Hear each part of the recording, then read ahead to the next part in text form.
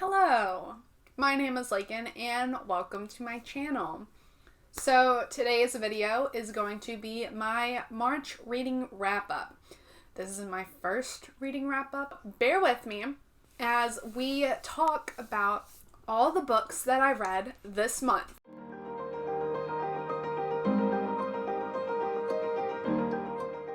Now, I think that this month was a very good reading month. I got more books read than I thought I would because when Animal Crossing came out, I assumed my reading would just go out the window. Bye. See you in a couple months. But to my surprise, I've been playing tons of Animal Crossing. Don't get me wrong about that. But I've also been listening to audiobooks while I do that. So I've been keeping up with my reading. I think also the excitement of having a new booktube channel has also encouraged me to read more than what I normally would, because this is the most I've read in a month in a long time, and I am perfectly okay if we continue with this momentum. Hopefully this video is not 5 hours long, because I've already filmed it once and then I realized I was out of frame. So I'm going to be doing it again. So apologies if some of it's rushed or if I don't explain it very well. I'll get better, I promise.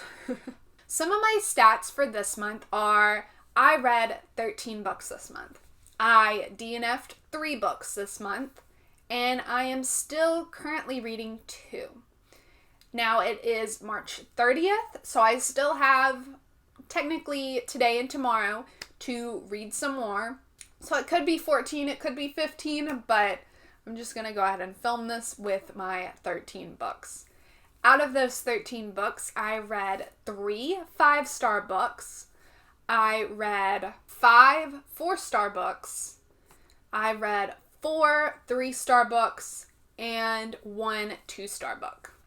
And then my DNFs, I did not rate at all. We're going to start with my 5 stars and work our way down to the DNFs. For my 5-star books, I read all 3 of these books, one after the other. So I was having a great time in this little section of the month. The very first book that I read that was 5 stars is Magyk by Angie Sage. This is the first in, I think, a 7-book series. It's just such a cute little, small, compact book. This is a middle grade book, and I will leave the synopsises for all these books in the description in case you're interested in synopsises.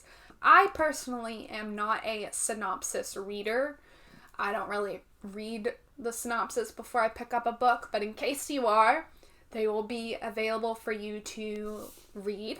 So this book starts off with the birth of one of the main characters, who is actually the title of this series, Septimus Hemp, and his father is going out to get some things, but before he comes back, the Septimus is pronounced dead.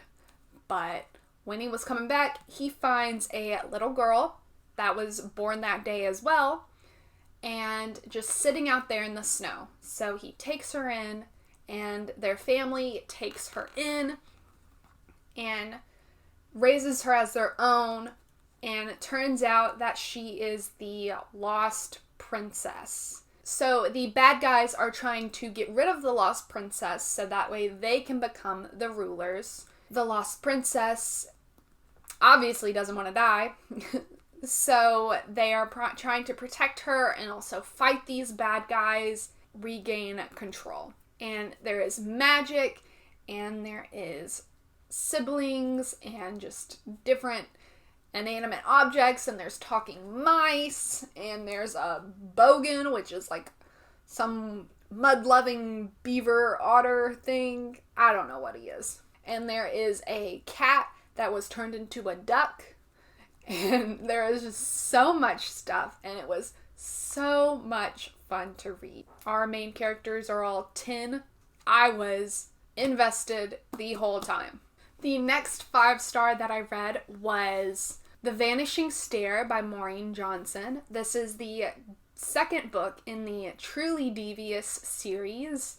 I was surprised that I loved this book this much, because normally the middle book in a series is kind of like the lull. Like, you read it so you can get to the end, but like there's a lot of like filler in the second book. But this book, I thought it gave us so many answers, and I was like chomping at the bit towards the end to just kind of like be like, this is happening, this is happening, this is happening. I was just along for the ride the whole way.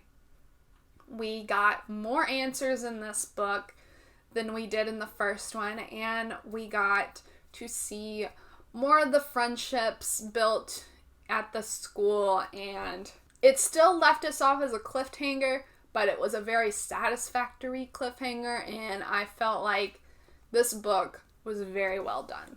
And the last 5-star book that I read was A Tree Grows in Brooklyn by Betty Smith. I read this for my 1940s readathon, which I have a reading vlog of that whole week of me reading books either written or set in the 1940s, if you want to check it out. I loved this book, obviously. I was surprised that I did, because this book doesn't really have a plot. This is more character driven, as we follow our main character, Francie, throughout her life. We follow her from when she is 10 till when she is older teenager, I think 17. We follow her through different events that happen, and just how she grows up and how she tries to better her family from where they are. Trigger warning for sexual assault and alcoholism. As someone who looks out for those types of trigger warnings, especially sexual assault, I was able to get through this myself. So take that with what you will, but also just be warned that it was in there, because the reviews that I did look at, I did not see anyone else talking about it. It did not damper my review or my ratings of this book, because this book, I just felt like I was watching a friend grow up, which is very hard for me to feel that way in a book. It's actually very hard for me to feel very connected to characters in general. But this character, I felt like she was a true friend. Now on to the books I rated 4 stars. The first 4-star book I read this month was The Wayward Son by Rainbow Rowell. When this book first came out, I was very hesitant to read it, because I enjoyed the first one so much, and I enjoyed how it was wrapped up and just kind of like, it felt like the story was finished and the story was complete. And then whenever I heard and saw that there was a second one, I was very hesitant, because I didn't want anything messing up that complete story in my head. And also, it had been a while, and I've forgotten a lot of the things that happened, and I didn't want to reread it. So I was very hesitant to read it, but I'm glad I did. I rated it 4 stars.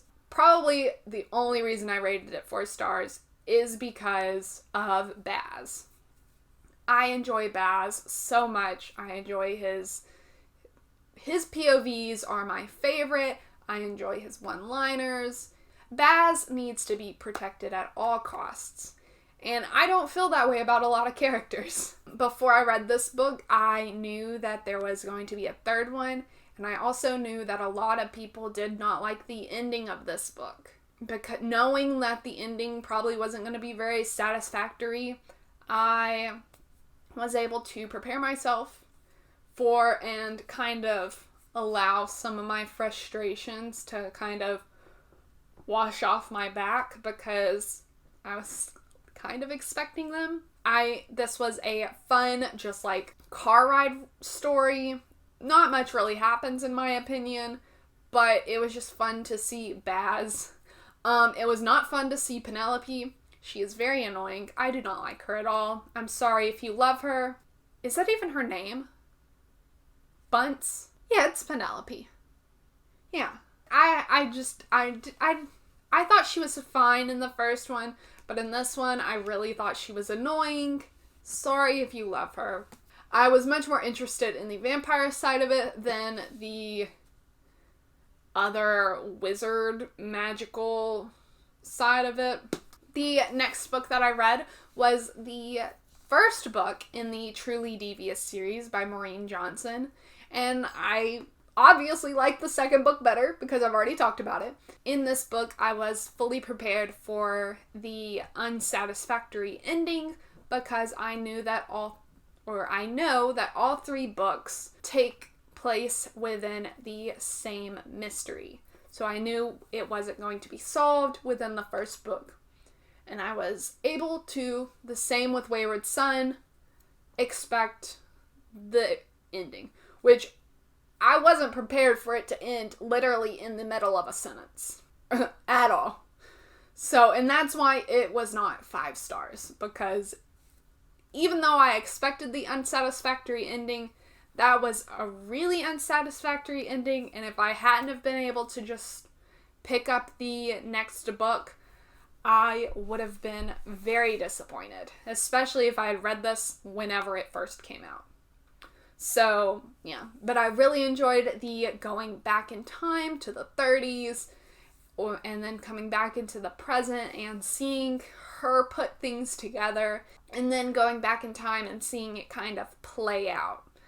And so, yeah, the series is very fun, very exciting, and I would recommend it. The next book that I read that was a 4-star read was Mary Poppins Returns. Nope, that's the movie title. Mary Poppins Comes Back by P.L. Travers. Now, I am not a huge Mary Poppins fan, or I guess I wasn't. I think I am now. I really loved the movie Saving Mr. Banks and kind of the behind the scenes more than I loved the Mary Poppins movie. Watching that movie, I was very intrigued with reading the original stories. And so this was the second one, so I obviously liked the first one enough, but there's a lot of things that happened that I could see, especially in this book. I could see the things that happened in this book that also happened in Mary Poppins Returns, and it's just a fun book that intrigues me and kind of makes me be like, like, is this actually happening or is this not? Like, I need to know, P.L. Travers. I need to know. But, yeah, it's just a fun little read. The last 4-star read that I read was The Emerald Atlas by John Stevens. This is a middle grade as well. I'm just reading all the middle grade fantasy this month. Who am I? I don't normally read fantasy at all. I picked this up because of the cover and the title. Like, just look at this cover. It's just so beautiful. But we follow a group of 3 siblings, and they are orphans, and they bounce around from orphanage to orphanage till they end up at this one orphanage that isn't like their others, because they are the only 3 orphans that live there. One day when they go poking around, they find this book. Takes them on this wild adventure where they basically have to save the world. I enjoyed this book and I can't wait to read the next books, but one of my favorite things about this story was the sibling dynamic and the relationships that these kids had with each other. This book had me laughing out loud, which does not happen often, and had me actually believing that these were siblings, and that these were young siblings. It didn't sound like an older man trying to write in a little kid's voice. The conversations didn't seem forced. The bickering seemed genuine and sounded like things that actual siblings would argue about. For my 3-star reads, we are going to start off with the first book I actually read this month, which was Rebecca by Daphne de Maurier? I don't know. I'm sorry. But I read this book at the very beginning of the month, so some of my thoughts are kind of hazy. I do remember that I enjoyed it, but I was also very confused, and I think that's why I didn't rate it more than I did, because I understood the premise of the story. I understood that our main character, she ends up marrying this man, and she is his second wife, and Rebecca is his first wife, and she feels like Rebecca is still there. Rebecca is still running the house and still doing all these things. But everything else that happens, I'm still scratching my head about. Like, because in the beginning, we start off like she's retelling this story to us. But yet, at the end, it's never explained, or at least it's not explained plain enough for me to understand what's happened. Maybe it's just gone way over my head, and I'm not understanding the literary greatness that this story is. I still enjoyed it, but I don't know. I'm still kind of confused about what in the world I read. The next 3-star book I read was for my 1940s readathon as well, and that was The Mystery of the Moss-Covered Mansion, which is a Nancy Drew mystery. Now, this book was a wild ride. Nancy Drew has to solve this mystery of who is trying to blow up this rocket with explosive oranges. And that ties into this creepy mansion that's next to a house she wants to buy, with a whole bunch of wild animals in the back. And wild animals like lions and jaguars and stuff like that. And how those two things go together. Which they don't seem like they should go together at all. And I still don't think they should go together at all. But yet they do. Yeah, this book was just crazy with things happening constantly. And the illustrations did not help at all. The illustrations were just so stiff and just funny. If you're looking for a fun, lighthearted, not take it too seriously type of read, I think Nancy Drew is your best bet. Because the next book that I read was also a Nancy Drew, and that was The Ghost of Blackwood Hall. I rated this book at 3 stars as well.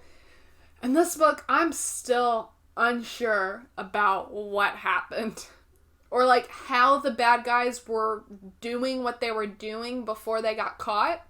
First, she's trying to solve who stole this old lady's jewels.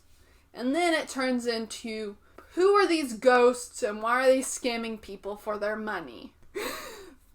Two things that don't seem like they should go together, but they do. I'm still unsure about how this one actually happened. You know, it's here. I read it. 3 stars. The last 3-star book that I read was Into the Wild by Erin Hunter. This is the first book in the Warriors series. Now, I never read Warriors as a kid, like everyone else did. I was always interested, but I always felt like I had passed the mark. After reading the first book, I do feel like I've passed the age gap where this book can really entertain me and really capture my attention. Because even though I enjoyed it, I don't think any of them could get more than 3 stars. But I started reading this because of my own writing, and I'm tinkering with the idea of writing my novel that I'm writing as an animal warrior fantasy type of thing. So that's why I've been reading a couple books in this type of genre to just kind of get the dynamics and stuff like that. But I don't really have much to say because I didn't hate it. I just felt like it's not for me. Last book that I am here to talk about that I rated was my 2-star read, which I didn't put on my Goodreads because it was just a graphic novel re-translated, re-illustrated, whatever. It was the graphic novel version of Beowulf. And I enjoy Beowulf. That's probably my favorite classic as in like that type of classic, I don't know. The pictures didn't work for me. I really enjoyed his illustrations of the Odyssey and that graphic novel version of the Odyssey, but Beowulf just didn't hit the mark for me. That's a 2-star. Not much to say about it. So this month I enjoyed all the books that I ended up reading and completing. But now we're going to get into the books that I did not enjoy. And I didn't even enjoy them enough to finish them. So the first book I DNF'd was Life After Life by Kate Atkinson. This one was a real bummer because I was enjoying it up till the point that I stopped reading it. I stopped around almost page 200, and I stopped reading it because there was a scene that I was not anticipating. And so, trigger warning for sexual assault and rape in this book, which, as I had said earlier in this wrap-up, A Tree Grows in Brooklyn had a trigger warning for sexual assault, and I was able to get through that, but this scene in this book, I was not able to get through. I don't know. It wasn't for me. I am not a fan of reading those types of scenes, especially when they feel like they're just put in there for fun. I don't know. Like, it's just not for me. If that doesn't bother you, this book was really good up until that point. I enjoyed the writing. It was a little repetitive, but that's just because she keeps dying and having to relive her life over and over again. I feel like I have to justify why I DNF'd this, but I don't, because not everyone is gonna like every book, and it is okay if you liked this book. That's the great thing about books, is not everyone loves the same books, and there are so many books out there that we don't have to force ourselves to read something we don't enjoy. The next book I DNF'd was Redwall by Brian something. I'm sorry, Brian. I was reading this book for also novel inspiration, but this one was just too confusing. I did not understand anything that was going on, and I was trying to force myself to read it, and at that point I was like, you know what? There are other warrior animal books that I can read. I don't have to force myself to read this one specifically.